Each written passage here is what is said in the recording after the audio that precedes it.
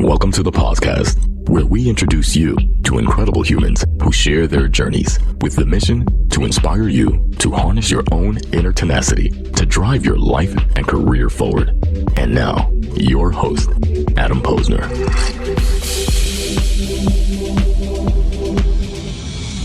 All right, we are back with Cheryl Petersen. Welcome. Hi, thanks for having me. Thank you for joining us at ERE. For the folks who may not know you, tell us who you are and what you do best. Okay, so I'm Cheryl Petersen, and I head up talent resourcing over at ERE, and we're an engineering firm. I've been doing this for probably 25 to 30 years across multiple different organizations, retail, hospitality, service. Got the bug for it way back when and just have not stopped doing it. Very passionate about it. I've been with ERE for 8 years. And I've now recently just started to move more into the candidate experience space as well, globally. We're integrating our HR function, so really excited to be here.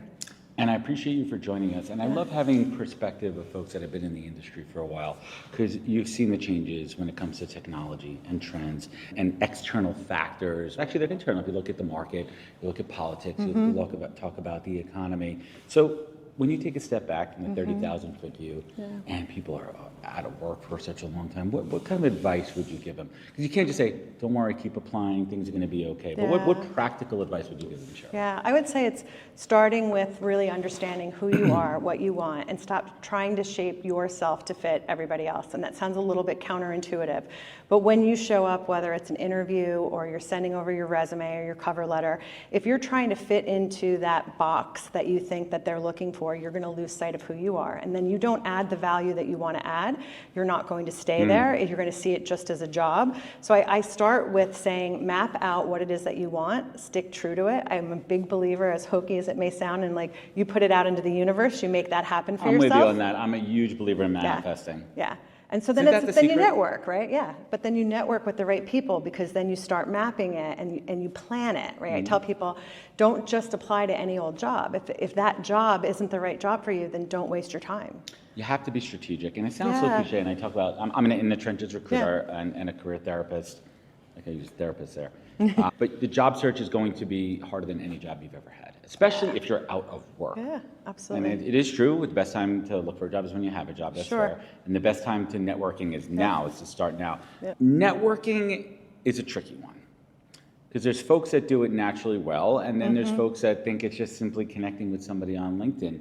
But from networking from a job search perspective, it could seem a little bit one-sided on the value prop. I'm reaching out to you because guess what? I want a job. Yeah. How do you recommend the right way to connect from a networking perspective in a job search? I think you said it earlier, it's about being strategic, and again, you can't plan enough. I tell people, finding a new job is your full-time new job, right? That's why I almost think it's weird, but when you have a job, it's harder, right? Because you have 2 jobs now. So the benefit to not being currently employed is that you have that space and time, but treat it like it. Get up in the morning at 6 a.m. like you would be going to work, right? Be organized. Shower. Have your plan. No, for real. I'm totally with you. I didn't mean to put you up, but I say shower because that means you're mentally preparing. Yeah, put the suit jacket on if you normally wear the suit jacket, right? Yeah, whatever you feel is business comfortable. up top, pajamas on the bottom. Exactly. No one's looking. But you have that plan. And so I think when it comes to networking, it's about looking and saying, okay, here's me, here's my sphere of influence, here's the people that I already know, what are the companies that I want to work at, who knows maybe somebody there? Because it's not just about going online and saying, oh, I want to go work at Google, or I want to go work here, who do I know? And just send them an email.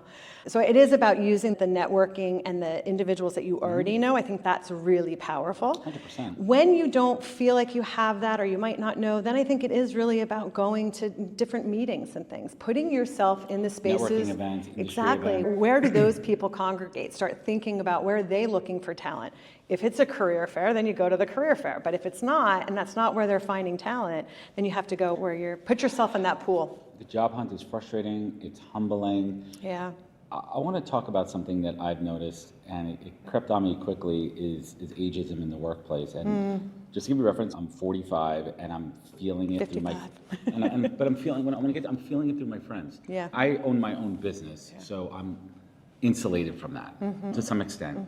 But I see it out there. I have a lot of friends out of work, and they're like, how all of a sudden did we become 45, and we're the old people now in the room? Yeah. What advice do you give to folks out there who or more tenured in the career, longer in the tooth, to combat that? it's real. It is real. And I don't know if I have the answer because I think just about, your thoughts, just your thoughts. I think about it myself too because I'm lucky I'm employed right now. You go through transitions. If I were to get laid off, I'm 55 years old, female, back out in the workforce.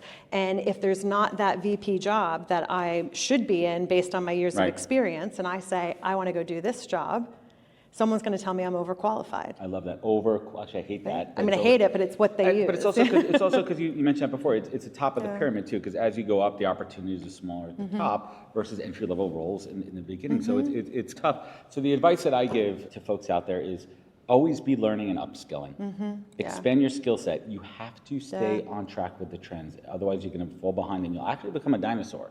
And those are the people who don't think they're too comfortable in their roles. And I think if we learned anything in the last 5 years is that everyone's expendable.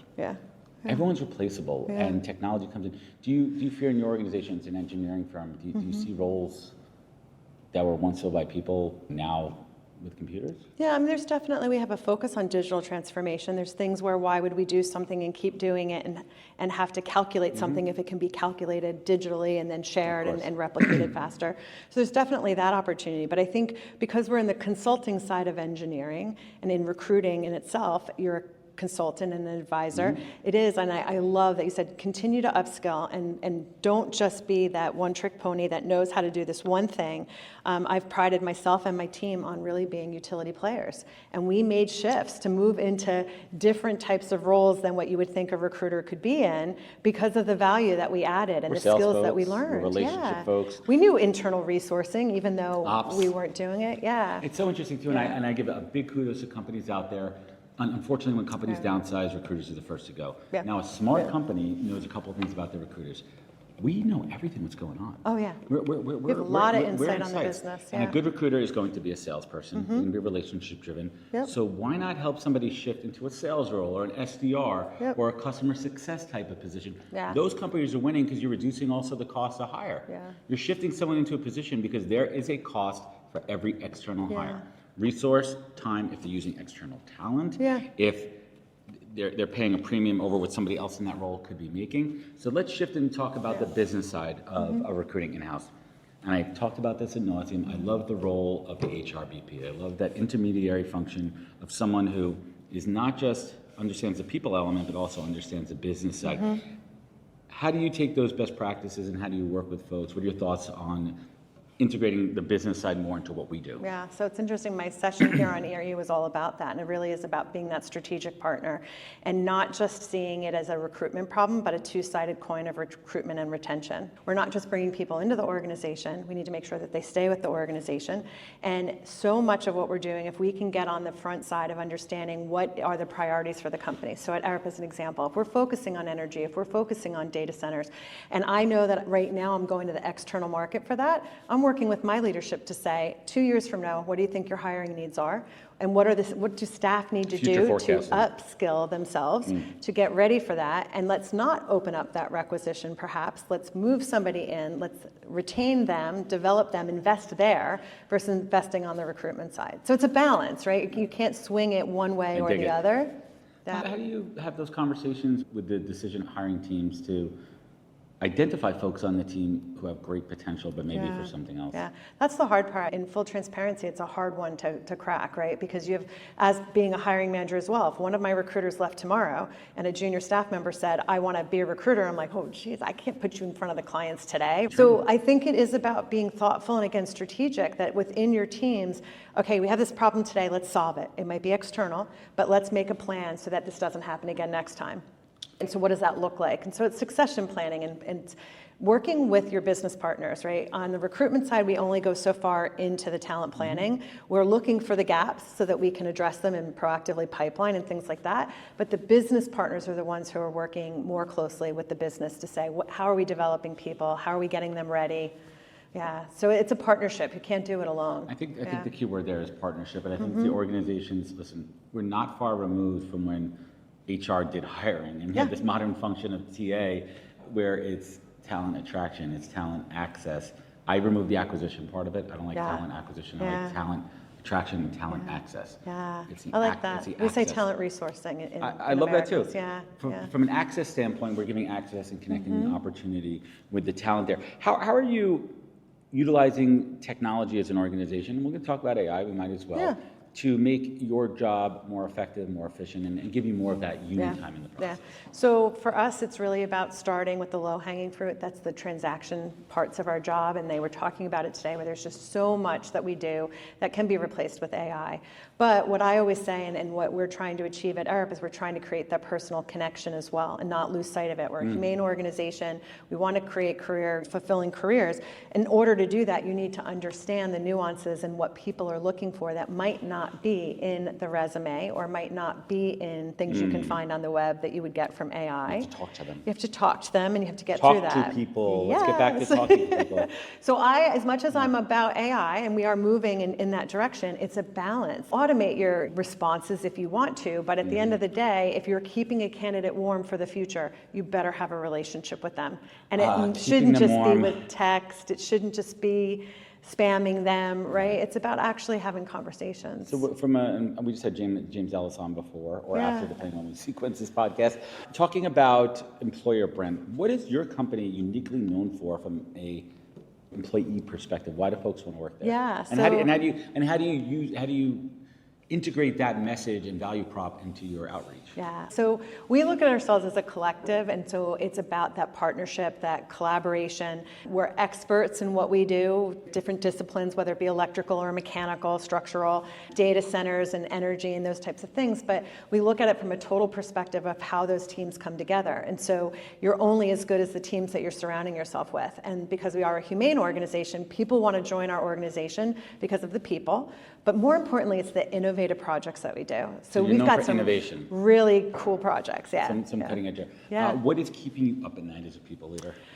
Keeping me up at night, I think it really is the balance of the skills that are out there that we might need for the future, and the demand and how much it costs to get them, and how do you manage that balanced with, you have to invest one way or the other, right? And how are we shifting that investment is moving to developing and retaining our people and not relying so much on going out to the market. Now, based on what you said earlier, you still have to go to the market, but I'm looking for people with competencies and skills, not a resume and experience, which allows me to hire people who are those utility players, who have the ability, who have maybe transcended beyond their job title, could be 45 years old and feeling like they're done and they want to try something new. Let me hear your skills.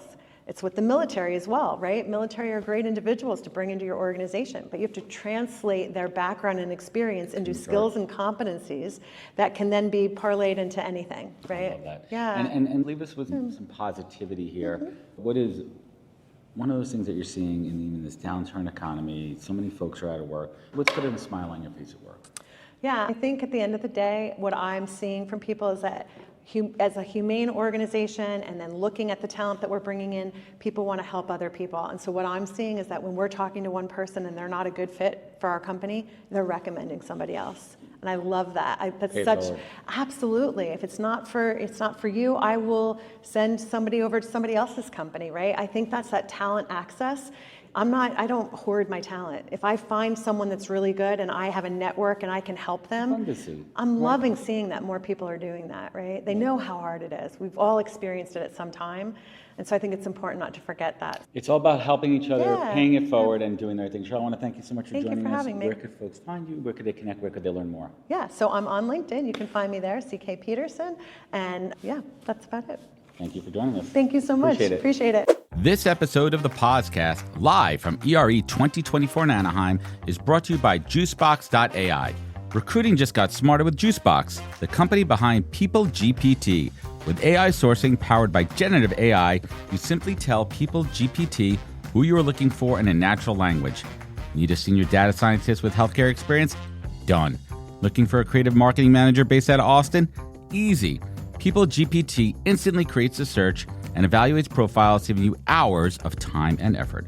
Already trusted by over 500 companies and agencies, from boutique recruiting firms to Fortune 500 TA teams, People GPT is revolutionizing the way to find talent. Ready to level up your sourcing game? Use code POZ20, that's POZ20, for an exclusive 20% discount. Juicebox, where hiring meets the future. Start sourcing smarter today. Visit juicebox.ai. Thanks.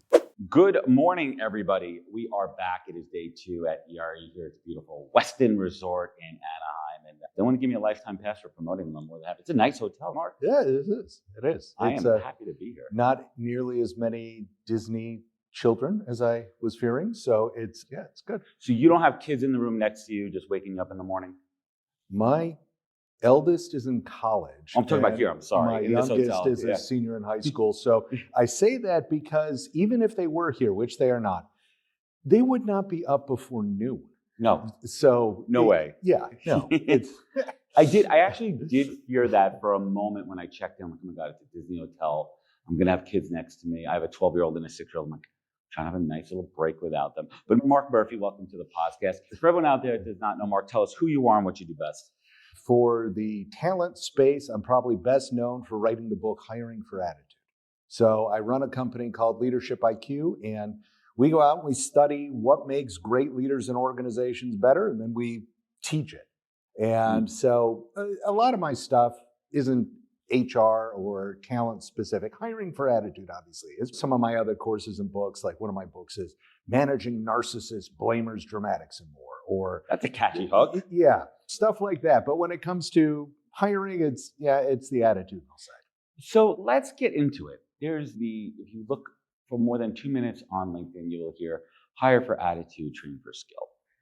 And I cringe at that as a recruiter. And I cringe at that because it's certainly clickbaity, but it's also not completely accurate, right? You have to put a big caveat on that because for most roles, aside from most entry-level roles, you need to have certain skills. Yeah. So yes, put an asterisk on it, skills first, and then attitude.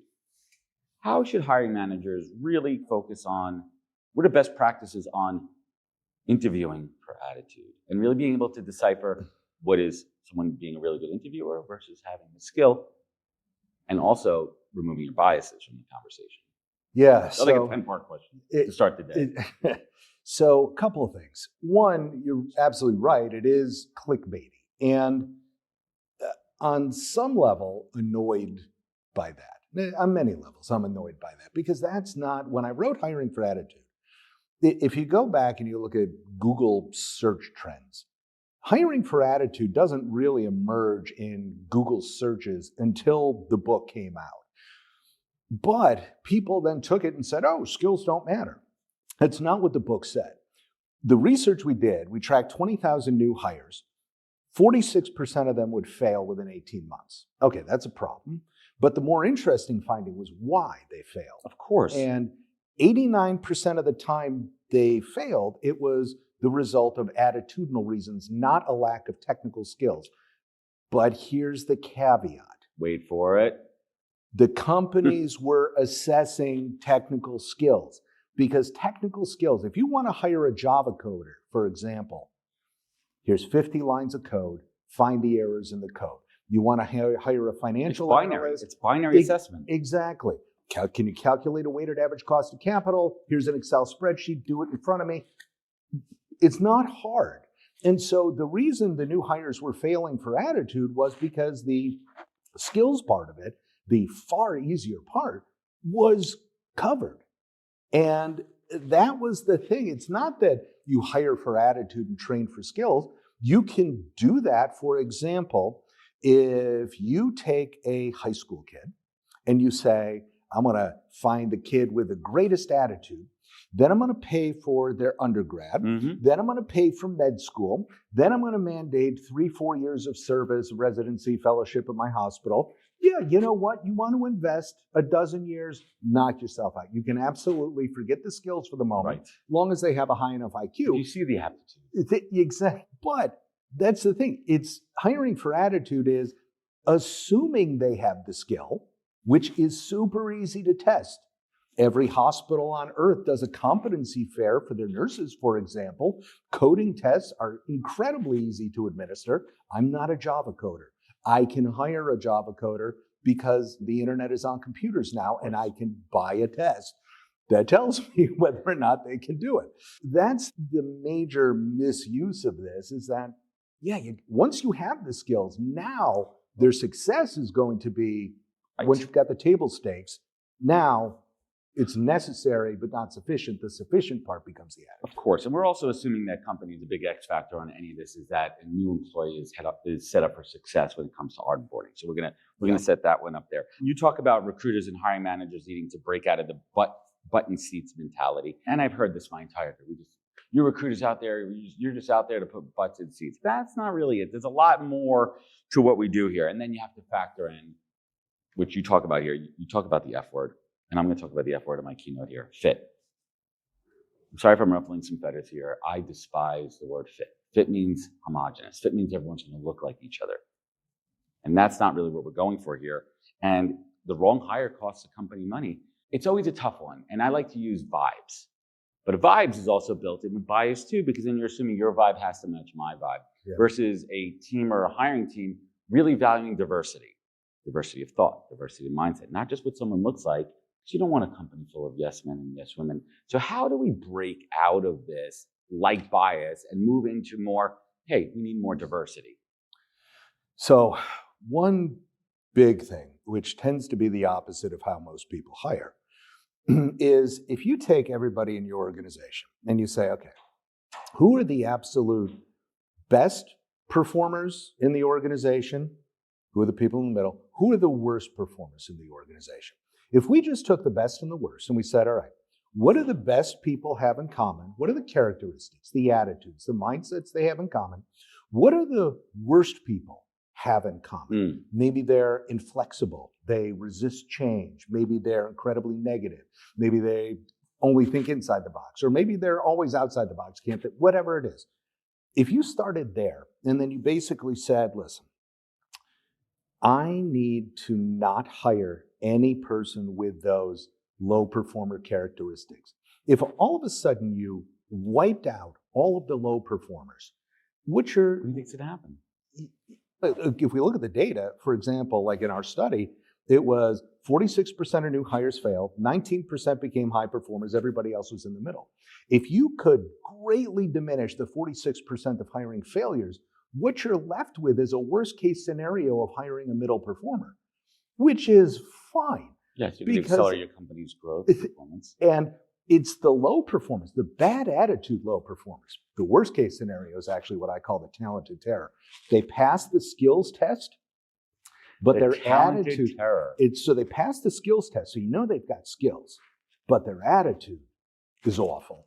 And so what ends up happening is you have a skilled person who's a colossal pain in the posterior, and now they are a time suck times 10. Yes. And so if you just forget the diversity issue for a second, forget the fit issue for a second, and simply looked at who are the worst attitudes in our company, what are those attitudes that they have in common? Let us make a concerted effort to never again hire one of those. Right. All of a sudden, the whole pool Mark, changes. it's a very simple rule that I hear that most companies have. It's a no asshole policy, right? But how do you determine that on an interview? Some people, and listen, raise my hand, before I said, screw it, I'm done working for other people because I don't want to get fired again, I am a really good interviewer. This is why I have a podcast. But I was really good at interviewing.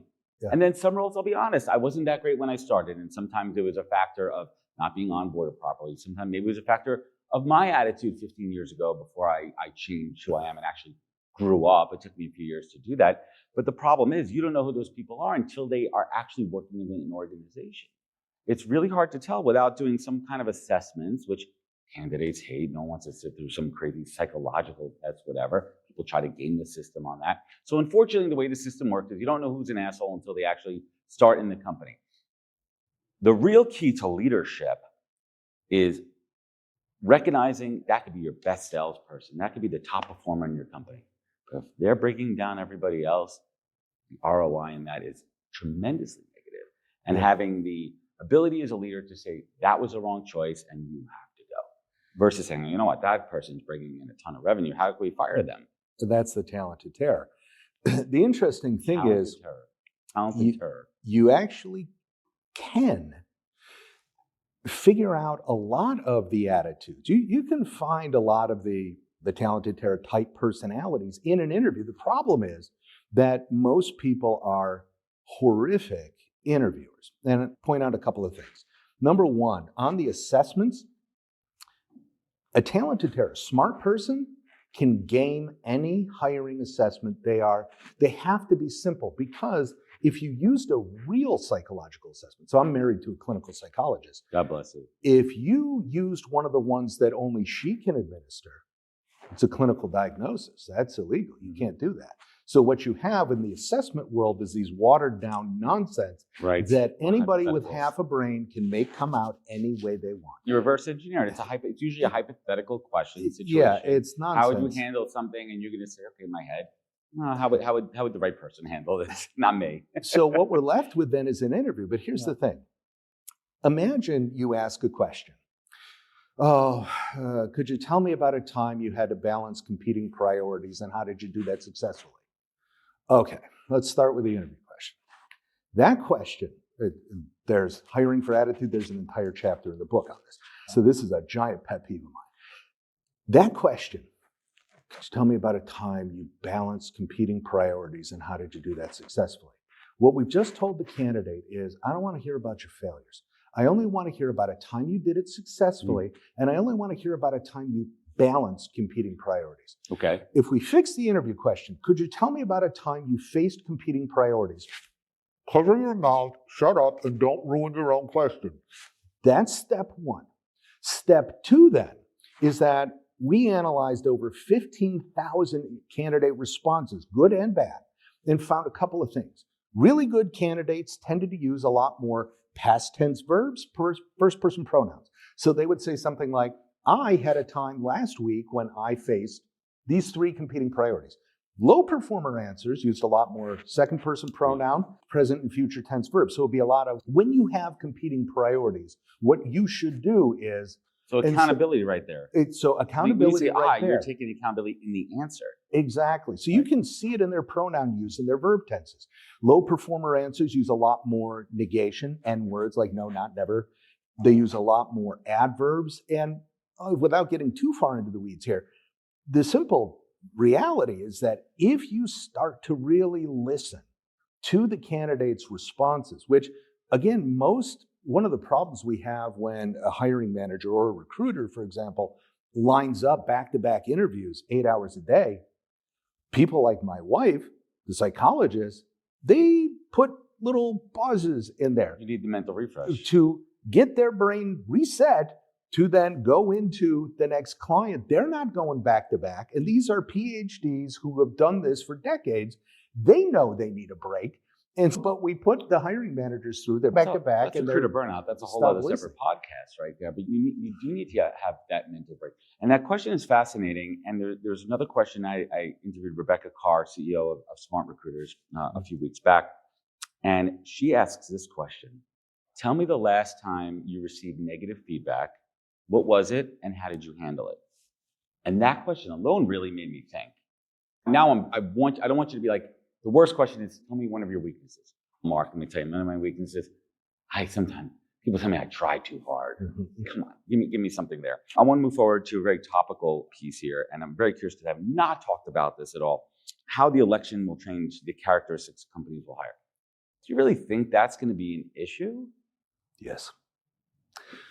I think for a certain segment of companies, ones who were already on the fence for things like DEI, for example, increasing diversity in hiring, I think there are organizations, I'm not saying all, I'm not even saying most, but there's a segment of them that they're going to look at this as a green light to say, we can do what we want to do. Just dismantle all the initiatives. Because, listen, prior to this, how many companies publicly said we are ratcheting down our DEI initiatives because a blogger on the right wing, a Twitter influencer, went after them, launched a social media campaign that brought the company to heel. Now, they targeted exclusively customers like Tractor Supply that were serving largely audiences, customer bases that were skewing certain more right way. Yes. But if you look at Silicon Valley, for example, increased its Republican vote share in this past election. Now, if you look at tech, how many VC people and VC-backed companies have CEOs with pseudo-libertarian kinds of leanings who head in that direction. J.D. Vance was in VC. There are ties there. And so you're looking now at Elon Musk, for example. He's going to be the first buddy.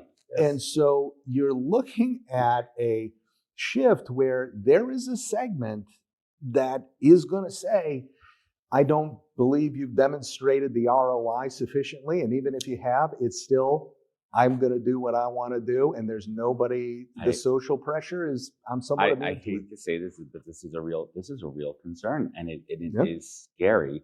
We made a lot of progress, and I fear that we're going to move backwards as well, too. So, Mark, you and I could talk for hours here, but we're not. Tell us a little bit about the book. Tell us a little bit about what your keynote's going to be today. Yeah, so my keynote today is on how recruiters can beat AI when it comes to evaluating candidates. And we still have a little bit of leg up on humans having pretty good BS detectors if it's applied. And that is the X factor. If they pay attention.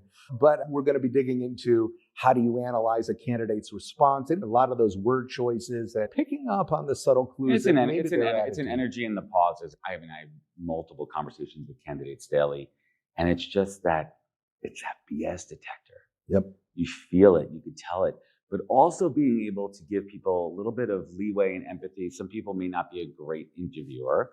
Mm-hmm. So I don't really judge. Yes, I judge energy to an extent, but also you have to be mindful of introvert, extrovert. But I'm more interested in what the words they are saying and how they say them. And if they're giving confidence, specific answers with detail, they're not giving when you have competing priorities, what one ought to do is, they're giving good answers, whether they're articulate or not. If their content of their answer is good, then you've got a lot to work with. Well, Mark, this has been great. I want everyone to check out Mark's courses in consulting, hiring for attitude at leadershipiq.com. We're going to link it up in the show notes. Mark, I want to thank you so much for joining us. Thank you. Pleasure to be here. Likewise. Thank you. Wisdom is forever, but for us, it's time to go. Thank you for joining us. Luckily, we'll be back with our next episode soon, jam-packed with more incredible humans. Thank you for listening, subscribing, and sharing. To join the conversation, search the podcast on LinkedIn. And to catch up on past episodes and more info, please visit www.thepodcast.com.